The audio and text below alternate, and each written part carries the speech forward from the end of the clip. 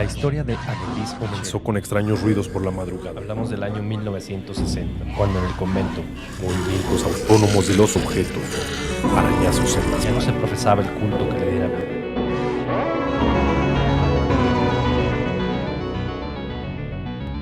Hablemos de terror.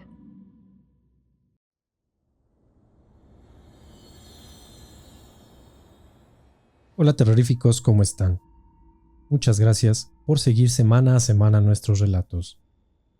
Hoy les quiero compartir la primera parte de una escalofriante historia.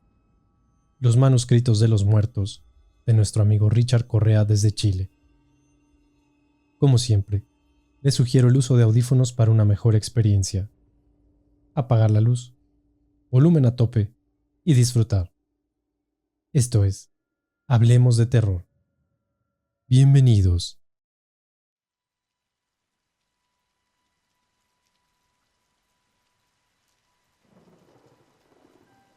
Solo una gruesa cadena y un enorme candado resguardaban aquella reja, la cual me pareció algo endeble cuando la sacudí, en un gesto algo estúpido, de medir la seguridad del lugar.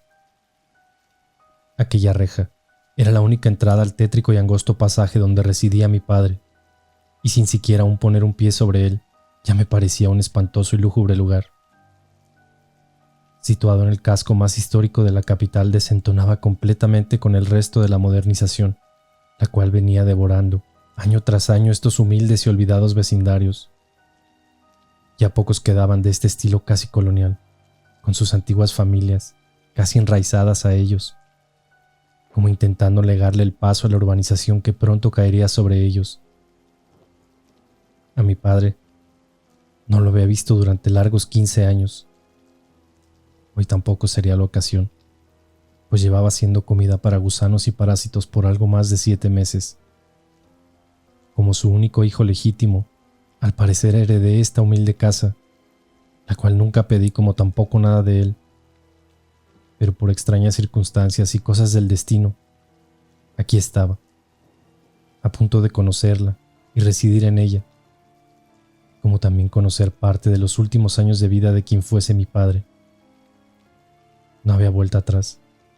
Mi vida había caído en un desastre económico a tal que derrumbó lentamente mi familia y todo lo que había logrado junto a ella. Lo perdí todo, inclusive mi hogar, y este lugar podría ser el único techo que cobijase mi miserable humanidad. Al menos algo de esperanza me daba en buscar en adelante la forma de salir de toda esta miseria. No entraré en detalles respecto a mi desastre. Solo diré que al mezclar malas inversiones y confiar en personas, me llevaron a perderlo todo. No tuve ni la fortaleza ni la hombría para salir de ello. Y el alcoholismo en el que caí, producto de la estupidez, terminaron por apartar a mi esposa y a mi hija, quienes no soportaron caer en esta miseria que les ocasioné.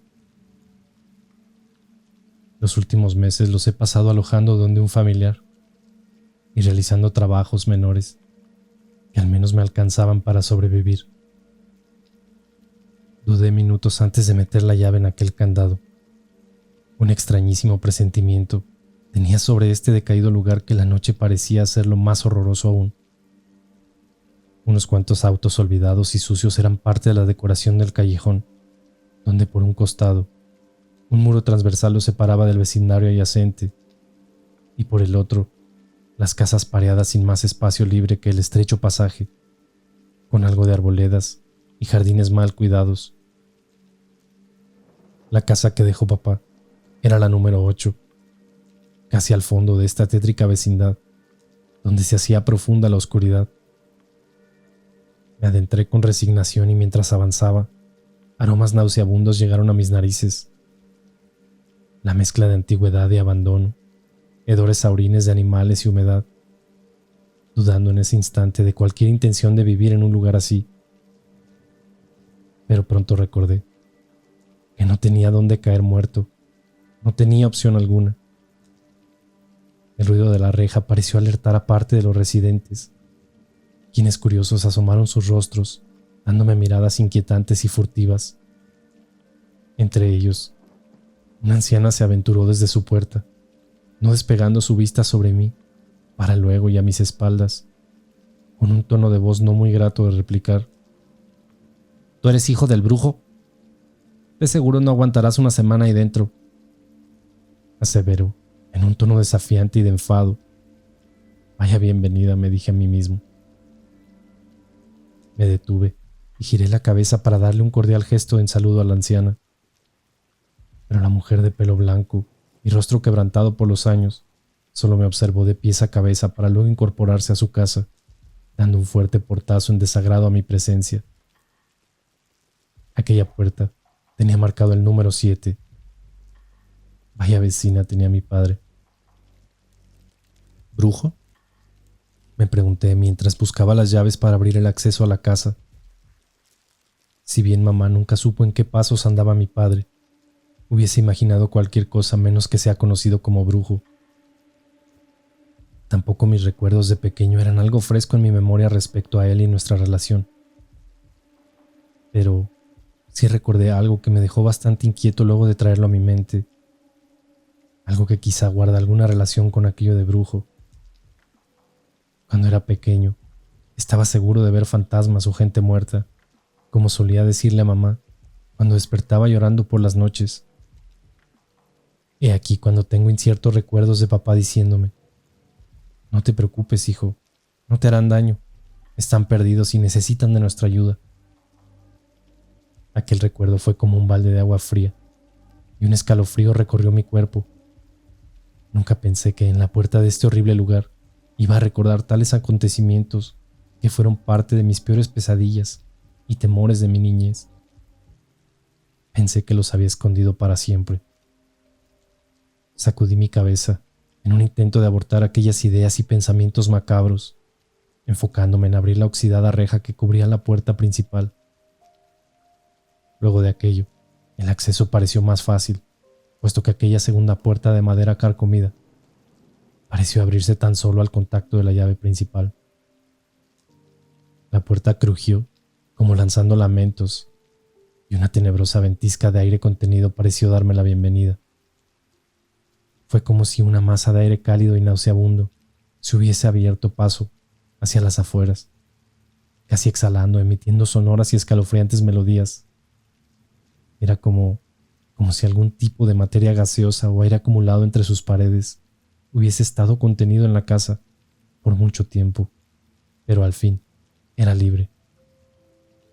Mi mano a la nariz no se hizo esperar, pues la repugnancia emanada desde sus entrañas por su estado de abandono era tal que me fue imposible adentrarme de inmediato. Esperé largos minutos con aquella puerta abierta, intentando purificar en algo aquel antro maloliente y desamparado. Pronto intenté encender la luz, pero claro, tanto tiempo en abandono y sin pagar, era lógico que sería cortado el suministro eléctrico. Tendría que arreglármelas en penumbras por ahora, ayudado solo con la linterna de mi teléfono celular, o tener la suerte de encontrar algunas velas ahí dentro. Un pequeño salón me ofrecía la bienvenida, junto con unas cuantas ratas asquientas y chillantes como anfitrionas, que parecieron abrazar mis pies en su estampida. Pateando rápidamente a estas ante tal repugnante recibimiento, di un recorrido rápido ayudado con la luminiscencia de mi teléfono para observar con perplejidad las precarias condiciones de su mobiliario y el deterioro enorme de todo este lugar. Sus muebles parecían a punto de desarmarse y la suciedad parecía revestir absolutamente todo. Lo que era la habitación principal conservaba aún la cama de papá, con ropajes viejos, polvorientos y colmados de aromas a encierro. Me senté en la cama y el colchón rechinó sobre una base de resortes o soportes metálicos, como aquellas literas ya inexistentes. Me sacudí sobre ella para probar su resistencia, pues claramente sería mi lecho quizá por cuánto tiempo, y necesitaba que al menos tuviese algo de vida útil aún. Luego de comprobar aquello y que estaba apta para mi descanso, di un breve tour por el lugar, que si bien era pequeño se hacía algo dificultoso de recorrer en la oscuridad reinante. Comprobé que las cañerías aún tuviesen agua, y pronto me encontré en lo que era una especie de patio trasero, completamente techado, a cuya derecha se encontraba un aún más repugnante baño, totalmente desasiado y maloliente, Aquella sensación extraña se intensificó estando dentro de la casa. Si bien no me había concentrado en ello, ahora con más calma comencé a darme cuenta de que tales sensaciones me abrumaban e inquietaban de sobremanera. Había un sepulcral silencio en todo este vecindario, pero dentro de la casa era todavía más aterrador. Tenía una percepción rara de que no estaba solo en este lugar, y por momentos me parecía oír zumbidos, como de gente hablando a los alrededores. Toda la casa era escalofriante, y pese a ser tan pequeña había algo que la hacía aterradora y espeluznante. No guardaba relación con su precariedad o con la falta de luz. Un cuarto con un candado, al parecer constituía una segunda habitación. No quise ahondar en él, pues el cansancio me agobió de golpe, y extrañamente me sentía un poco más cansado de lo normal. Además, sin luz era poco lo que podía hacer estas horas de la noche, entonces me dispuse a descansar. Antes de acostarme, eché otro vistazo al cuarto, recorriendo las paredes y muebles, pero esta vez con mayor atención. No me había percatado del enorme crucifijo de cabecera, adosado a la pared, que llamó profundamente mi atención. Su cruz era de madera bien barnizada y su figura de yeso, algo a mal traer por el paso de los años. Muchas imágenes de santos tapizaban sus paredes, entre vírgenes y otras entidades celestiales que no podía nombrar o reconocer por mi poca devoción hacia la religión. No voy a mentir, era espeluznante la cantidad de ellos y de otras cuantas estatuillas sobre muebles, también rosarios, libros religiosos y una enorme Biblia. Más que una habitación, este lugar parecía ser un santuario o un lugar para protegerse del mal. Fue lo primero que pensé. Ya a estas alturas me estaba aterrando pasar la noche en este lugar. Me recosté encima de la cama e inspeccioné una cajonera junto a ella. Un montón de tiliches sin importancia estaban en él, pero fue un enorme sobre, rebosado de papeles en su interior, lo que acaparó mi atención. Muchas cartas escritas al parecer con la misma letra eran su contenido. Alumbré como pude para tratar de hojear su contexto, pues claramente pudieran ser notas de mi padre. Efectivamente, sí lo eran. Todas estaban fechadas indistintamente en su encabezado, y algunas eran tan antiguas que su aspecto era amarillento apergaminado, destrozados en sus dobleces y con su tinta desgastada. Al principio, mientras leía, no comprendía de qué se trataban. Eran frases o fragmentos de algo poco claro. Más me parecían peticiones de personas hacia otras, o mensajes afectuosos breves desde o hacia personas que no se veían hace bastante tiempo. Cuando alcancé un número suficiente de estas, y luego encontrar un diario de mi padre, con alusiones a aquellos escritos, fue que comencé a relacionarlo todo, a comprender lo pavoroso de lo que se trataba, y de lo que tenía entre mis manos. Aquellos manuscritos, y estoy en lo cierto, eran transcripciones de supuestos contactos con almas o personas muertas que realizaba mi padre. En todas ellas aparecían nombres y fechas que, analizando, coincidían con fechas de nacimiento de tales hasta la muerte. Mi lectura no paró en ningún instante, casi absorbido por tal descubrimiento y contenido, sin darme cuenta de las horas transcurridas y que mi teléfono estaba casi sin batería. Al parecer, papá, de alguna forma indeterminada, traía mensajes desde el más allá, de aquellas almas hacia sus deudos, las que transcribía de puño y letra. Las muchas cartas hablaban de buenos deseos y de encontrar la paz, pero también había mensajes que sacaban escalofríos. Este fue uno de ellos. Jueves 2 de octubre de 1980, 21:33 p.m. 1932, 1979. No te dejaré en paz. Fue tu culpa. Tú me dañaste y jamás te lo perdonaré. Te atormentaré toda la vida y no serás nunca feliz con esa perra malnacida. De solo pensar que los muertos pueden seguir expresando odios o remordimientos me estremeció. Dios santo, si puede haber almas que no descansen en paz eternamente. Adentrándome más noté un patrón en todas ellas.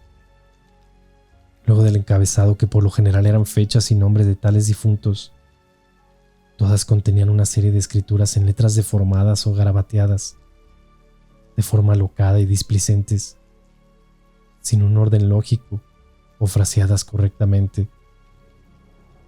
Una minuciosa inspección sobre ellas me llevó a determinar, o al menos eso creo, que el texto final era la traducción de aquellas frases garabateadas inicialmente, carentes de sentido, y que tal vez en un principio llegaban a mi padre a través de algún estado de trance, de forma discontinua o bajo ciertos patrones de preguntas y respuestas. Ya luego de aquello las pasaba a limpio, ordenando las ideas de lo que aquellas almas querían expresar a sus familiares. Pronto mi teléfono se quedó sin batería y la oscuridad fue total. Ni siquiera supe la hora. Me di espacio para pensar de qué trataba todo esto tan inquietante y de lo que pareciera ser que realizaba mi padre en este lugar, y empecé a unir cosas, llevándome a conclusiones atemorizantes. Aquella anciana, la de afuera, había tratado a mi padre de brujo. Por otra parte, los recuerdos de mi infancia con mi padre hablándome de muertos que necesitaban nuestra ayuda. Estas escalofriantes cartas, la casa en sí, y este cuarto lleno de imágenes religiosas. De estar en lo cierto, efectivamente mi padre contactaba a gente muerta, pero a petición de terceros. En instantes un miedo interminable se apoderó de mí, y aquellas sensaciones sobre este lugar pasaron a ser una realidad, causando de inmediato sugestión. Un mar de malos pensamientos llegó a mi mente casi instantáneamente. Ahora sin visión alguna y con mis sentidos auditivos agudizados, comencé a sentir una serie de pequeños y atemorizantes ruidos provenientes desde el interior de la casa. Sentí el crujir del desgastado piso de madera. Podría no ser nada, pero también el deambular de alguien. Las manos me transpiraban y mi corazón se aceleró, parándome a obscuras y a tientas a cerrar la puerta de la habitación y poner un precario pestillo desde su interior. Me costó una enormidad conciliar el sueño, y cuando pensaba que al fin el descanso ayudaría a olvidar todos estos escalofriantes descubrimientos, teorías y sensaciones, vino algo mucho peor, sin tener claridad de la hora, ni cuánto había transcurrido desde que me dormí. De la nada sentí como algo, o alguien, se sentó a los pies de la cama, hundiendo el colchón y haciendo balancear este en la oscuridad. Pensé en un principio que lo había soñado simplemente, pero no, ya completamente despierto, por aquel impacto terrorífico que me desveló. Volví a sentir una segunda hundida en el colchón, esta vez al otro costado de la cama, junto a mis pies. Lleno de pavor, recogí mis piernas instintivamente y las abracé contra mi pecho. Horrorizado y con las pulsaciones al mil, casi jadeaba de miedo y en un intento estúpido traté de encender mi teléfono, el cual solo me otorgó unos segundos de resplandor antes de apagarse nuevamente, alcanzando solo a apuntar desesperadamente hacia los pies de mi lecho, donde nada, absolutamente nada yacía. Mis torpes manos tiritaban y realicé un segundo intento por encender el teléfono. Necesitaba algo de luz a como de lugar. Fueron escasos segundos nuevamente que prendió y apagó, pero lo suficiente para vislumbrar las sombras de dos presencias a mis costados. De pie, e inmóviles observándome fríamente, ocultos en la penumbra. Si bien no pude tener claridad sobre ellas, sé que allí estaban. Su presencia la sentía tan notoriamente que no necesitaba luz para confirmar aquello. Como si ello no hubiese sido suficientemente infartante, pavoroso y escalofriante. Una voz resonó en mi oído derecho, macabro, aterrador, casi sin manera de poder explicar tal horror. ¿Dónde está tu papá? Fue un tono susurrante y casi imperceptible, como si solo hubiese replicado en mi cerebro. Pero después fue un clamor desesperado, casi como un lamento gutural. Dile que nos saque de aquí. Como un no vidente a tientas, con mis brazos en alza y dando pasos cortos, Salí despavorido de la habitación, chocando con cuanto mueble se cruzó al camino, luego en dirección a la puerta principal, como único objetivo. Y ya estando en la calle, aquella farola me brindó algo de luz, devolviéndome un poco la tranquilidad. Agitado y abrumado como por una carga de energía que repentinamente se adosó a mi cuerpo, quedé en aquel callejón, horrorizado, observando hacia todos lados, buscando que algún residente saliese para acompañarme en tal siniestra situación. La vecindad parecía desolada, como un pueblo fantasma. Dormía completamente ajena a mi aterradora experiencia. En instantes se me cruzó la idea de golpear alguna puerta para pedir ayuda, pero ¿qué diablos les diría a estas horas? Abrí lo más que pude la puerta, intentando que la farola apuntara parte de su luz hacia adentro. Lamentablemente, solo llegaba a los pies del umbral. Sin embargo, estaba decidido a entrar e inspeccionar todos los muebles en busca de cerillos, velas o lo que fuese que me ayudase a pasar la tenebrosa noche fuera de la oscuridad absoluta, pues me parecía que de ahí salían y se ocultaban aquellas entidades fantasmagóricas. Por un momento pensé que me volvía loco y que todo esto era sugestión pura, miedo a la oscuridad y aquellos temores de la infancia que había traído de vuelta a mi vida. Intenté reírme de todo esto y convencerme de que no era tal. ¡Qué idiota soy, creyendo en fantasmas! Mis piernas seguían temblando y me decidí a entrar. Solo alcancé a dar un paso cuando la sombra de aquella mujer se cruzó para el fondo de la sala. Esto ya no era sugestión. Aquella fantasmagórica presencia casi me tumba al piso del impacto. No tengo claridad para dar detalles o describirla con total seguridad, pero sé que era una mujer, por su cabellera extensa y un largo vestido mortuorio que dejó notar a su paso. Se cruzó como si nada, por fracción de segundos, y echándome un vistazo, pues en la oscuridad noté su cabeza ladearse escalofriantemente, al menos como una sombra. Luego de forma espectral se perdió cruzando la puerta de aquel cuarto, el que aún no había explorado. Ya no entraría por ningún motivo esta noche, por lo que me senté desconcertado y lleno de pavor en las afueras. Temblaba consumido por un horror infinito e indescriptible. No me podía controlar mientras intentaba dar cordura o algo de lógica a estas apariciones. ¿Qué demonios era todo esto? ¿Cómo rayos vine a dar a este lugar? ¿Qué era lo que realmente hacía papá con los muertos? Eran tantas interrogantes, aún sin respuestas claras. Pero sí había un factor principal en todo esto, el cual no podía obviar. Cuando niño, creía ver gente muerta. Hoy creo estar viendo gente muerta. Que Dios me proteja si es tal, pues no tengo dónde más vivir por el momento. ¿Cómo lidiaría con todo esto? Y aún me faltaba saber lo que escondía aquel cuarto con candado.